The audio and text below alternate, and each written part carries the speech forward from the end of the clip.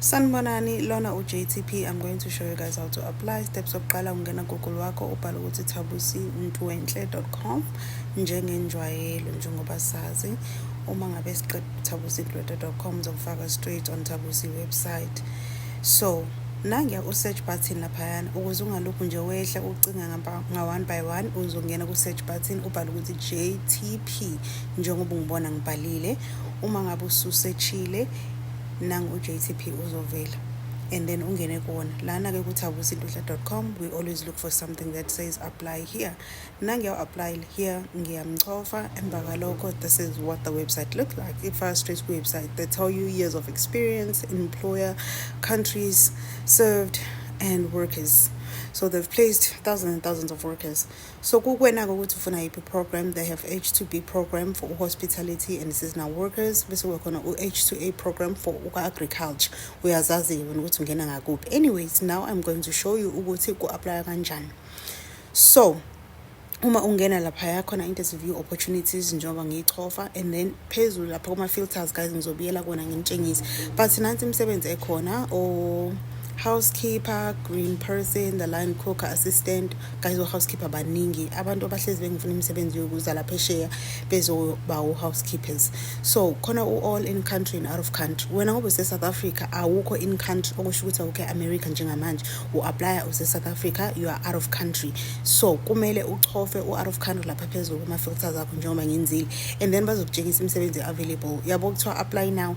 Ngenze nazi isibonelo ngo housekeeper. Apply kanjani na? Uchofa la apply now, ade ngokuchofa, and then ifast straight kwi application form. Nansi application form yakho ngizokutshengisa. Okokuqala ufaka i resume yakho, ungena ku upload njengoba ngichofile, bese uthi upload files. Angazi ke wena kweyakho computer ukuthi ama files akho wabeke kuphi. Guys, please do not look at my personal details anyways. Ngifakile la lesson plan. Wena ka uzofaka lesson plan uzofaka resume yakho. I'm just making isibonelo. Masifakile uzobona ngokuthi ibhalwe lapha yawo ukuthi ifakiwe ingenile igama, and then after that then you start putting on ama personal details akho, isibongo sakho. Oh, laphayana kwi-visa, please make sure what you choose out of country. If you are applying out of country, unless you are in country, then you start by using last name yakho. Laphayana ngufakile uSmith, igama ngafaka uSam, igender ngafaka uMail, date of birth ngafaka whatever. So ngenzela isibonelo guys, akuyona imininingwane yami le, ngenzela ukuthi ubone ukuthi kahle kahle ngwenza application basically South Africa, and then ufaka i cell phone number yakho, and then again passport expiration date, ufaka passport expiration date yakho, email address yakho uzofaka lapha njengoba ngibhalile nami ngathi samsmith@gmail.com. Ungalenzi nkosami iphutha, angisho ukuthi ufaka ama details ami, again isibonelo leso. So lapha kwi passport number, make sure ukuthi ufaka expiration date yakho njengoba ibhaliwe kwi passport, kanjalo futhi ne passport number ufaka passport number yakho exactly njengoba ibhaliwe. Qeda ubhala i-email, then ufake your personal number njengoba ngifakile ke nami 1234567 wena yakho mose South Africa should +27 bese uyaqhubeka ke. Position you are applying for, maningi ama position la.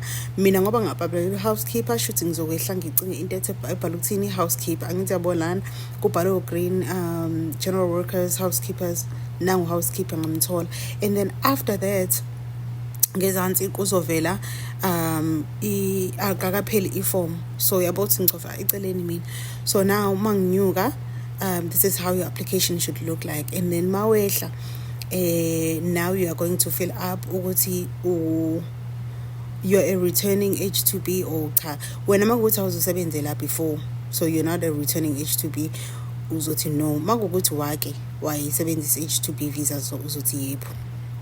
And then after that bafuna isithombe sakho, so uzochofa upload njengoba ngiyenzile nami, mase ufaka isithombe sakho. So here's an example of my picture, and then naso ke sesingenile kumele sivele lapha English level. Guys, lo msebenzi uapply la housekeeper, akukho la kuthiwa khona housekeeper kumele ebe ne awili yo answer ama phone lapha yo cleaner. So just put basic English, makukuthi basic, unless you are fluent obviously you can put fluent, but ke isingisi level isingisi sakho yazi wena. Questions and comment ngifaka ukuthi NA because I do not have any questions, and then mawunawo ungabhala, but mina I don't. And then nangu submit la uchofa submit, i application yakho iyahamba kanjalo nje izithanda zami, akukho kunye. ayikho imali ekhokhwayo, isihambile i-application yakho.